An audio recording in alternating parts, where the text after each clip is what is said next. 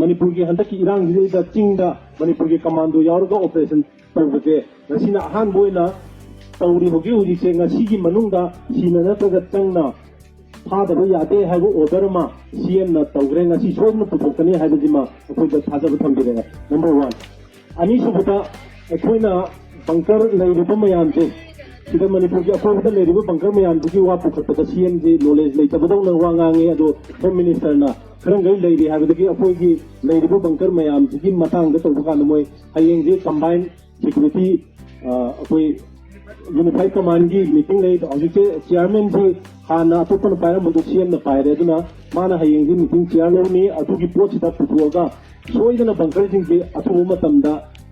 Loan थुगाइरनी लौथोनी हाइबजी मसी नगागी area ओबे मैते की एरिया ओबे कुकी की लेरिबो बंकर जिंगे लोइ लौथोनी मैते की लेरमे दुम लौथोकने होय लौथोकियो दुम हाइजरे पेनो हाइकंद लेरमबा बंकर खुदिम लोइ लौथोनी हाइबगी एक्सपीरियंस अमा पिथिरे अनि सुबा अहुम सुबदना मोइना होगे हाइबजी मणिपुर थोइबे इरांगे अखोइ मैते मरक्तसु अदे कुकी की मरक्तसु शांति पामना अयाम ओइरे अदुगा सिदा शांति पामदबा कुकी की साइडता अतोपतो की तंगन लगा तौरिबा कांगु से मसी सेंटर दगी लाई सिंगरो एलिमिनेट तौरो हाइबगी पोची हाइरे अदुना चिंगलम ओइबगी उठी थिरगा ऑपरेशन तौबदा खतंग वाबने मसी अथु मतंदा मोइजी लोने एलिमिनेट तौरकांदा मणिपुर शांति पुरकोदा अचौबो मतेंग ओइरने हाइबजे मसी अखोइना कन्न प्रेशर तौबदुगा लोइना सीमा अखोइना हाना खंगदबो पोट अमखक सीएमदगी खंगकपजे सीमागा अखोइना मरुइना पॉइंटजे नसाइगी अथुबदा ngasi निहातो पुथोकनी हाइबसिमा ngasi की थोदोसिगी ओइना अदुगा या मरुइबदा अखोइगी अकोइबदा लेरिबा बंकर जिंगी हयेंग यूनिफाइड कमांड की मीटिंग दा पुथोगा लोइना लौथोनी हाइबगी एक्सपीरियंस अमा पिरक्पजिगा मरुइना अनि जिने अदोइ पुजाफम केंद्र की ओइना लेरगा 19 किलोमीटर सिदा चनुंगदगी होरगना अखोइ सिनामगी सिगी बावबदा 19 किलोमीटर नि सिदा लेता पोपी पुखाव अदगी नुंगसुम हाइबो मयाम जे लोइन जाओ सिगी बंकर जिंगी अखोइ सिनाम खतंग द 38 बंकर गुम्बल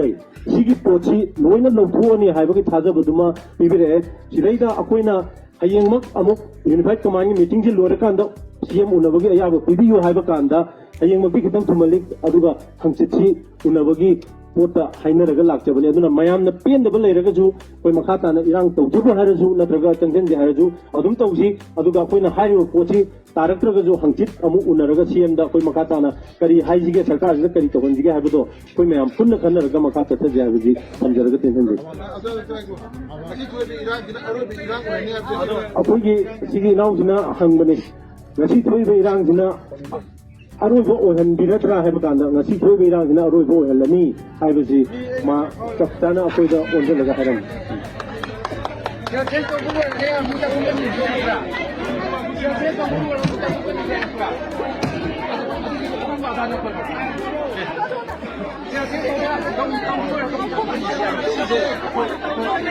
मैं तो लाऊं ग्रेवा की फोटो कहीं ना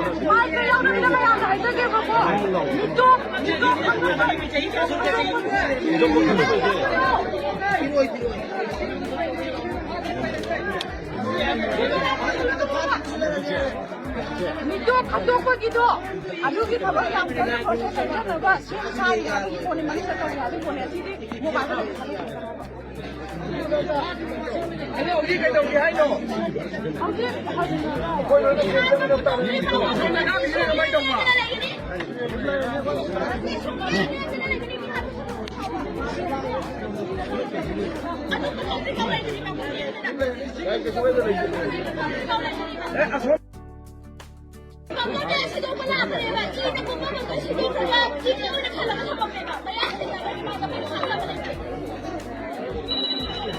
मथंग चलागा तो फिर का दी चाहिए मतलब आई का वर्ड पूछो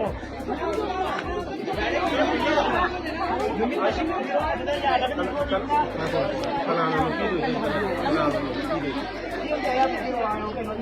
Saya apa ni sedih dah mayam indai tu win lao. Ini lao nangna macam ni hai bukan dah. Boleh jadi ni boleh dah. Adu ma piyo na ma no chimang na hai. Apa ni order tu piyo hai. Adu order tu hai bende. Ma unified command की meeting जो तोड़कान द brief तोड़कान द order tu के hai बende.